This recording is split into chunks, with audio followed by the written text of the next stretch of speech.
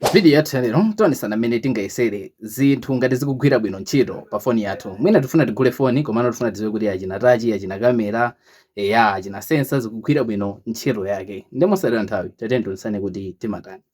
Ndiye chimene main yakuchita ndikupita ku foni ndikupanga kodi ya *0* imabweresa ukuku. Ndiye ukuku kumakulolani kuti muyese chilichonse chimene mukufuna. Ndeke amufuna muyese makalazi kuti amaoneka motani. Ndiye kuti mwamba muli red, green, blue ndiye kuti aliyese mutha muyesa paikha kuti akuoneka motani. Ngati sakuoneka bwino ndiye kuti mwina ndi vuto la makalazi. Pali achina sensor, achina touch, ngati touch ndiye kuti amakulolani kuti paliponse muchite kudinapo pamene mukufunapo chimodzimodzi. Ndiye kuti pamene pamakuziwisani kuti touch iyo imagwira ntchito paliponse. Ndenga imagwira paliponse touch iyo ndiye kuti mosemo ndiye kuti mayenera kuti ukadinamo muonese kala imene ikusonza kuti mwapangika maki. Ndiye kuti mwafuna kuyesa zinazo ndiye kuti mangofasaso ndikudina paliponse chimodzimodzi.